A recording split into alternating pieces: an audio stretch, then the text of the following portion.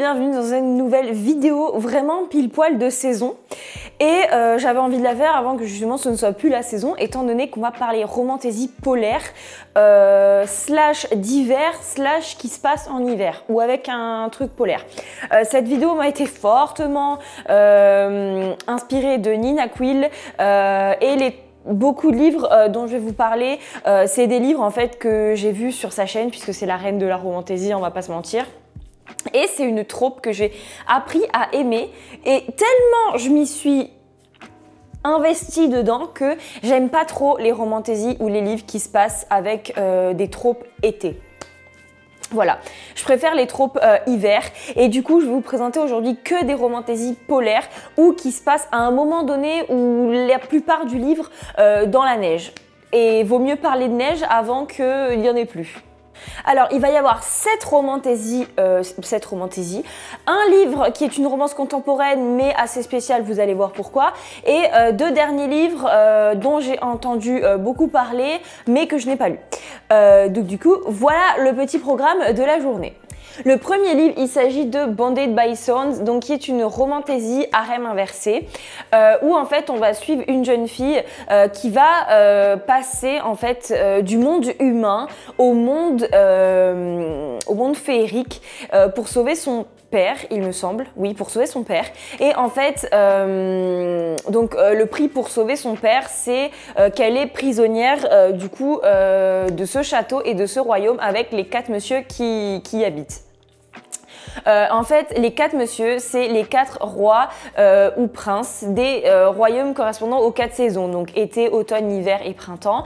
Et les 3/4 du roman se passent donc dans le royaume de l'hiver, où bien sûr le prince de l'hiver, c'est celui qui est un petit peu au-dessus des autres, et il est tout regneux, il est tout grognon, il est tout ronchon parce que il doit être méchant et tout ça et tout ça. Et en fait, il va y avoir un harem inversé avec du coup les 4 monsieur, et j'ai adoré cette romantaisie parce que je trouve que ça changeait vraiment des romantaisies où il y avait plus un côté fantaisie que romance. Là, clairement, le seul aspect fantaisie, c'est le fait qu'on est dans un monde et dans un château où il y a de la magie. C'est le seul truc. Et pourquoi romantaisie polaire? Puisque même si on voyage de temps en temps dans les autres royaumes, les 3/4 de l'histoire se passent dans le royaume de l'hiver. Donc avec la neige, les 3/4 du temps, bref. C'était trop bien. C'est une de mes romantaisies préférées. Même s'il y a beaucoup de romantaisies où il y a de l'action qui sont mes romantaisies préférées, celle-là, je pense qu'elle est un peu au-dessus puisque justement, il n'y a pas beaucoup de fantaisie, il y a beaucoup de romance. Il se passe pas énormément de choses non plus dans le tome 1 niveau romance. C'est plus slow burn. Maintenant que j'en reparle, en fait, j'ai trop hâte de lire, et je pense que je vais bientôt me lire le tome 2 étant donné que j'ai envie que ça avance avec tous les messieurs. D'autant plus que, en plus de tous les arguments que je viens de vous citer, c'est une romantaisie avec du MM entre 2 des messieurs. Voilà, vous en faites ce que vous voulez, mais moi personnellement, ça me hype de malade. Plot twist aussi, dans ce tome-là, elle se rapproche beaucoup plus d'un des 4 garçons, et c'est absolument pas celui sur lequel on aurait misé au début. Et les 4 princes du coup sont super différents. Du coup, il y a le prince de l'hiver qui est tout ronchon, tout rognonneux. Il y a le prince de l'automne, je pense que c'est un de mes préférés, qui est le plus jeune, qui est un petit peu encore innocent mais pas innocent. Ce genre de truc. Le prince de l'été qui lui clairement c'est juste faire la fête, un petit peu coucher avec tout le monde, qui est très sulfureux, tout ça. Et le prince du printemps qui a une malédiction sur lui qui fait qu'en fait il a toujours une armure de chevalier et personne n'a le droit de voir son visage à part la personne qui lui est destinée. Et en fait le truc en fait de l'histoire, c'est elle sera libre en fait le jour où elle aura aidé les 4 princes à trouver leur âme sœur pour briser une malédiction, et du coup ce jour-là elle pourra partir. Sauf que bien sûr elle le sait pas encore, même si elle est attirée par eux, elle le sait pas encore que c'est elle l'âme sœur des 4. Voilà un petit peu le plot twist de ce livre. Comment parler romantaisie polaire sans parler de ce livre, Un destin ancré dans le sang? Ça fait maintenant quelques mois que je l'ai lu, mais pareil, une de mes romantaisies préférées qui se passe dans un monde polaire et dans un monde viking. J'ai tellement aimé ce roman où en gros, dès le début, en fait, du coup, on est vraiment dans l'ambiance Norvège avec un travail de l'autrice sur tout le folklore et tout, mais incroyable. Genre tous les noms, c'est des noms un petit peu suédois, norvégiens, enfin voilà. Il y a un travail énorme sur les divinités, enfin c'est très bien fait. Et en fait, on va suivre du coup notre jeune fille qui n'est pas si jeune que ça en fait. Et c'est ça qui est bien, c'est qu'elle a la mentalité de quelqu'un d'un peu plus âgé, genre 25, un truc comme ça. Elle n'a pas la mentalité d'une toute jeunette de 20 ans comme dans les trois quarts des romantésies. Et bref, du coup, elle est mariée à un mari qui est vraiment horrible avec elle. Et un jour, elle va voir un homme magnifique sortir de l'eau de la rivière juste devant chez elle. Dès le début, il va y avoir une attirance entre eux. Et en fait, quelques heures plus tard, ce fameux monsieur va tuer son mari. Le roi, donc en fait, lui, c'est le prince. Et du coup, le roi va le prendre, va la prendre comme son épouse parce qu'il sent bien qu'elle a des pouvoirs et un truc très très très spécial. Et en gros, elle va se marier avec ce roi. Mais ce roi ne la calcule pas et il va y avoir romance avec le monsieur. On suit vraiment, à un moment donné, il faut un périple avec des épreuves, des quêtes dans la montagne, tout est dans la neige. On voit les moments où ils dorment dans les tentes, comme dans plein de romantésies, dans des tentes, des grandes tentes avec le feu au milieu. Enfin bref, l'ambiance est incroyable et c'est pas juste une ambiance polaire. C'est une ambiance vraiment comme si vous étiez en Norvège et ce livre est incroyable.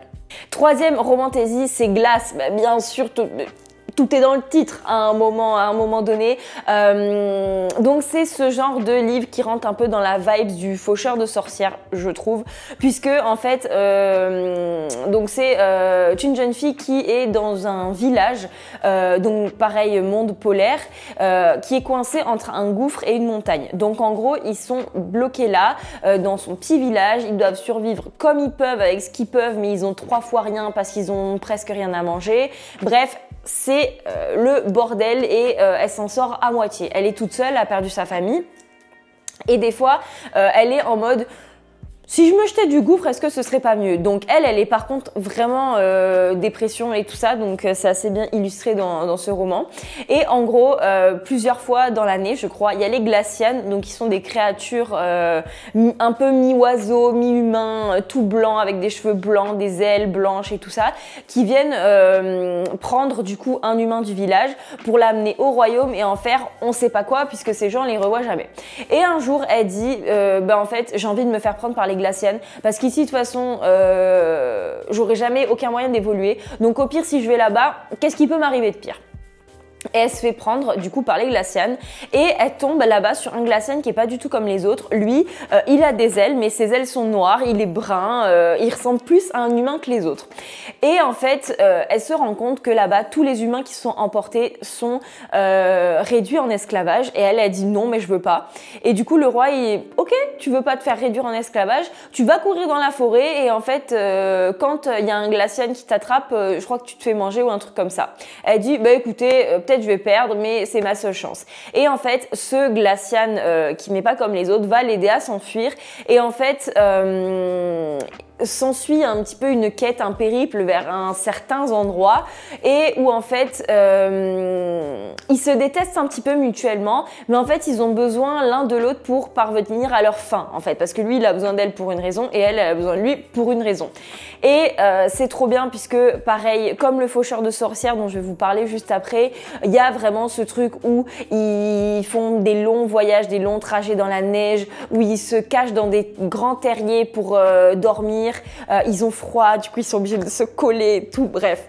J'aime trop cette vibes, proximité forcée à cause du froid, j'aime trop.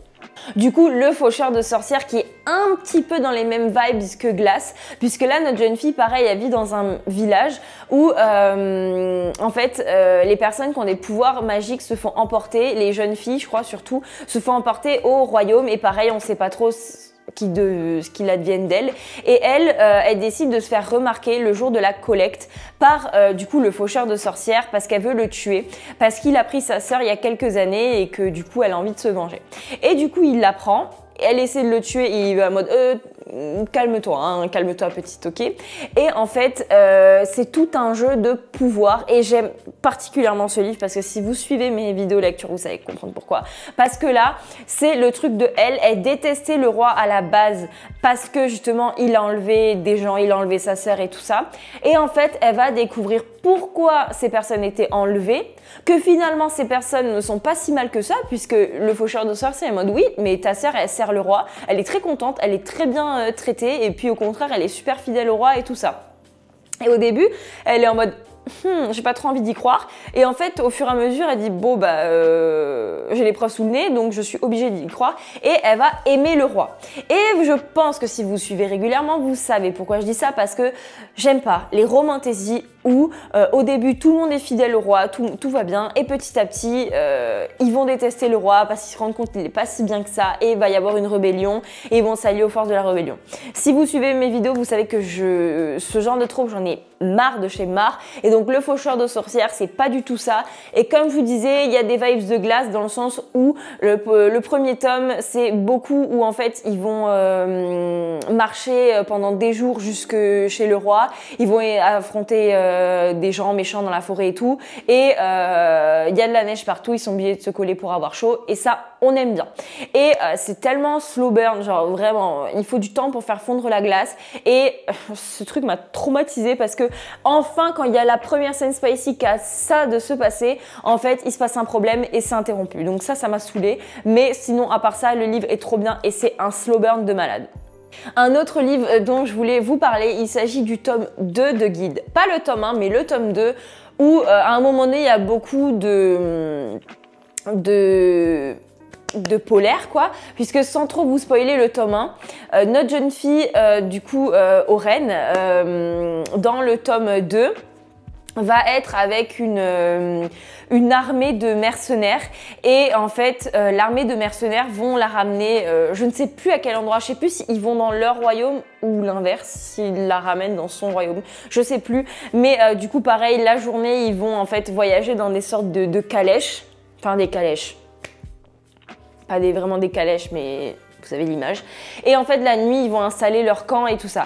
C'est ce livre et surtout ce tome 2 a un aspect Found Family de malade où elle va se rendre compte que finalement, le roi Midas, il est peut-être pas si bon que ça et où en fait, elle va vraiment découvrir ce que c'est d'être acceptée pour ce qu'elle est, d'être aimée et tout et tout. Et du coup, la romance va être avec le chef des mercenaires, où elle va dormir dans sa tente, où il va lui allumer le feu exprès pour qu'elle ait pas froid, où pareil, elle se balade le soir dans le camp, dans la neige et tout. Je peux pas trop vous en parler étant donné que c'est un tome 2, mais ce livre est trop bien, cette saga est trop bien, ambiance polaire de fou, et vous attardez pas qu'au tome 1 parce que le tome 1 de la saga d'Oren, il est pas top.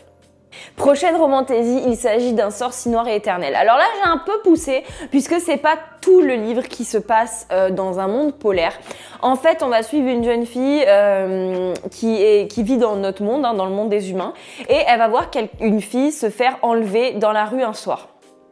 Et elle y va, elle est en mode non mais non, non, elle va essayer de la défendre et en fait c'est elle qui va se prendre pour se faire enlever. Et là elle va être transportée du coup dans le monde, dans un monde parallèle, donc pareil un monde fantastique, dans un grand château et tout ça. Et en fait le truc c'est que elle s'est fait enlever par le garde du roi et en fait le roi lui dit mais écoute ici il y a une malédiction, en fait quelqu'un m'a jeté une malédiction. Et pour briser la malédiction et que je sois plus éternelle et que je vive ma vie et que tout aille mieux en gros, en fait je dois faire tomber une fille amoureuse de moi. Et ça fait plus de 300 ans que j'essaye et il y a personne qui est tombé amoureux de moi. Et en fait si la fille elle tombe pas amoureuse dans l'année, l'automne d'après je me transforme en monstre et je mange tout mon royaume quoi. En gros. Et du coup, ce livre est trop bien puisque quand ils sont dans le royaume, c'est pas polaire. Mais du coup, en fait, notre jeune fille, elle est en mode bon bah quitte à être là, autant que je serve à quelque chose. Et elle va s'aventurer en fait dans la ville à côté. Le royaume, il est toujours bloqué à une certaine saison, je crois. Mais du coup, en fait, quand elle va aller dans le village à côté, qu'elle va se balader dans le royaume du roi, en fait. Elle va découvrir du coup le village avec les gens qui meurent de faim et tout ça et elle va vraiment s'attarder sur le fait de sauver ces gens-là et ça va participer un petit peu au fait que ça va débloquer la malédiction. Et là, du coup, c'est polaire, puisqu'elle essaie d'aider les gens qui meurent de faim et tout ça et tout ça. Ce livre est pépite parce que pareil, il se concentre plus sur la romance que sur la fantaisie. Et surtout, il y a des moments, mais à mourir de rire, puisque en gros, vu que tout le peuple la voit avec le roi, ils sont en mode « Oh, mais s'il faut, il va se marier, c'est sa future fiancée et tout ça. » Et du coup, il la questionne et elle panique puisqu'elle vient des États-Unis. Et du coup, quelqu'un lui dit « Mais vous venez de quel royaume ?» Elle dit le royaume de les États-Unis. Et en fait, ça va prendre une ampleur de malade puisque du coup, maintenant, tout le peuple du roi va la connaître comme la princesse de les États-Unis et elle va prendre ce rôle où elle va faire style qu'elle est la vraie princesse de ce royaume-là et elle va inventer des mensonges avec son royaume pour essayer de sauver justement ce peuple-là. Enfin, c'est hilarant. Et du coup, cette partie où chaque fois où elle est dans le village et tout ça, on voit l'hiver et c'est polaire dans ce sens-là, en fait. Prochaine romantaisie, il s'agit de Rêve de glace. Vous savez, si vous savez que ce livre, ça a été de l'amour-haine, étant donné que j'ai adoré le tome 1 et j'ai détesté le tome 2 et je me suis arrêtée. Quoi qu'il en soit, c'est une romantaisie sans romance. Du coup, ce n'est toujours pas une romantaisie. Hein. Je sais que je répète ça à chaque fois. Où en gros, on va suivre une fille donc qui a un voile. Depuis qu'elle est née, en fait, elle a un voile opaque sur sa tête. Et à part sa mère, je crois, personne n'a jamais vu son visage et elle-même non plus. Et donc du coup, c'est la fille de la reine, donc c'est la princesse. Sa mère la déteste, tout ça, machin. Elle est un petit peu recluse dans son coin. Et elle vit dans le royaume de feu. Et il y a un royaume du coup qui est à l'opposé, qui est le royaume de glace. Et on arrive en fait au début du roman dans une période où il y a un petit peu des gens du royaume de glace qui viennent dans le royaume de feu pour un accord et tout ça. Et elle, quand on commence le livre, en fait, elle a une histoire d'amour mignonnette avec le prince de ce royaume de glace. Et en gros, là où l'histoire commence vraiment, jusqu'à 40% on suit leur petite histoire d'amour. Honnêtement, je trouvais ça vraiment, ils étaient mignons à croquer ensemble. Et en fait, un jour, donc du coup pour l'anniversaire du prince, elle décide de lui montrer son visage. Et parce qu'en fait pour elle c'est son cadeau. Et au moment où elle enlève son voile, il se fait tuer par une flèche. Donc là, c'est l'apocalypse, puisque le roi du royaume de glace, il débarque. C'est son grand frère, en fait, au jeune. Et du coup, il débarque, il la prend avec lui et toute sa garde et tout ça, un petit peu comme en otage, même si elle n'est pas du tout en otage, mais en otage, pour aller dans le royaume de glace, pour un petit peu faire pression sur la reine, quoi. Et elle va découvrir, en fait, qu'au royaume de glace, elle se sent beaucoup mieux que prévu, mais il n'y a pas de romance. Je m'étais dit sur un malentendu, peut-être il va y avoir une romance avec ce roi-là, le grand frère, tout ça. Non. Et le truc du secret, en fait, avec le voile, c'était incroyable. C'est pour ça, c'est ça qui m'a tenue tout le long du tome 1, c'était incroyable. Mais en fait, on sait pourquoi elle a ce voile à la fin du tome 1. Et donc, du coup, le tome 2, surtout... Bref, commencer à agencer le tome 2, c'est pas ouf, mais le tome 1 est trop bien et surtout quand elle est dans le royaume de glace, du coup c'est assez bien, mais c'est de la romantaisie sans romance, je tiens à vous le préciser quand même. Et là, on va passer aux livres qui ne sont pas trop des romantaisies, bref, vous allez voir. Du coup, celui-là, je tenais vraiment à le mettre, même si je sais que c'est pas une romantaisie, il s'agit de Crédence. Donc, c'est une romance contemporaine de Pénélope Douglas. Je sais que pendant une époque, elle a retourné TikTok, elle a retourné YouTube, elle a tout retourné. C'est une romance à rème inversée. Enfin. Je m'explique, pseudo-harem inversé. En fait, on va suivre une jeune fille, fille de riche, tout ça, qui perd ses parents du jour au lendemain. Et vu qu'elle n'a pas 18 ans, en fait, il y a un oncle qui va proposer de la recueillir chez lui. Alors, je tiens à préciser, c'est un oncle, mais c'est pas son oncle de sang. Ok. Parce qu'il faut mettre les bases, parce que vous allez comprendre pourquoi. Et du coup, elle va accepter. Et en fait, elle va passer d'une grande ville, genre méga peuplée, à un petit village perdu au milieu des montagnes. Et eux, ils ont une maison, en fait, avec une route vraiment très escarpée, où en fait, dans cette maison, quand l'hiver s'est vraiment installé, pendant plusieurs mois, en fait, ils sont bloqués en autarcie dans cette maison à pas pouvoir sortir à cause de la neige. Et à survivre, du coup, voilà. Cet oncle habite avec ses deux fils. Et vous le sentez arriver. Et vous le sentez arriver. Du coup, c'est un harem inversé avec l'oncle et les deux fils. Voilà, voilà. Sincèrement, j'en reparle et j'ai envie de le relire. Je vous le jure, j'ai envie de le relire et je pense que je vais le relire. Ce serait une bonne idée pour me sortir de ma panne de lecture. Ouais, peut-être que oui. Du coup, voilà. Du coup, il n'y a aucun lien de parenté, hein. C'est pas vraiment ses cousins et c'est pas vraiment son oncle. Mais les faits sont là. Et en fait, c'est pas vraiment un harem inversé puisque à la fin, elle va finir avec l'un des trois. Honnêtement, on le voit pas arriver jusqu'à vraiment très tard dans le roman, avec lequel elle va finir. Mais c'est vrai que quand ça nous tombe dessus, on dit oui, ben oui, c'est logique en fait. Mais du coup, le moment où ils sont coincés tout l'hiver en autarcie dans cette maison, croyez-moi, et en plus, je sais même plus si c'est dans le résumé ou quoi, ou qu'est-ce, qu'il ait dit personne pour nous voir, on fait ce qu'on veut, je t'en. Ego. Honnêtement, j'avais lu que ce livre avait des scènes spicy, mais vraiment de malade mental, et c'est vrai. C'est vrai, en plus on est dans l'ambiance hiver et tout ça, chalet perdu au milieu de nulle part, vraiment, lisez ce livre, ça va vous réchauffer l'ambiance. Hein. Les deux derniers livres, c'est pas des livres que j'ai lus, mais je les ai trouvés intéressants puisqu'ils rentraient dans la catégorie. Du coup, 9e place, on a une romance monstre. Et oui, Ice Planet Barbarian, donc qu'il faut que je lise hein, à un moment ou à un autre, qui est une romance monstre avec des aliens. Et pareil, ça se passe pas sur la planète Terre, mais ça se passe sur une planète glacée où il me semble que c'est un vaisseau avec des femmes qui s'échouent au milieu d'une part et où en fait du coup il va y avoir des romances avec des extraterrestres. Je crois que cette saga a commencé à être traduite en français petit à petit. Il y a je ne sais pas combien de tomes et bon... Romance monstre, romance polaire, ça passe toujours très bien, j'en suis certaine. Et ensuite, du coup, en cherchant des livres romantasy, du coup, hiver et polaire, j'en ai trouvé une qui m'a été suggérée par ChatGPT, qui a l'air incroyable et c'est pour ça que je l'ai mis en 10e.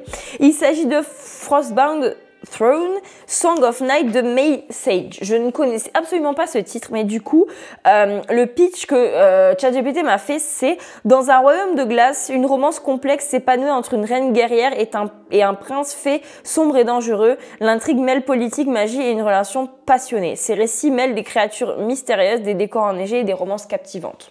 Comment bien clôturer la vidéo recommandation livres polaires? N'hésitez pas à me dire dans les commentaires quels sont vous les livres polaires que vous avez lus, que vous avez aimés, qu'ils soient dans cette liste ou pas. Comme ça me donnera des idées pour la fin soit pour la fin du coup de l'hiver, soit pour le challenge été glacé que organise Nina Quill en été. J'espère que cette vidéo vous aura plu et jusqu'à la prochaine vidéo, je vous dis bye.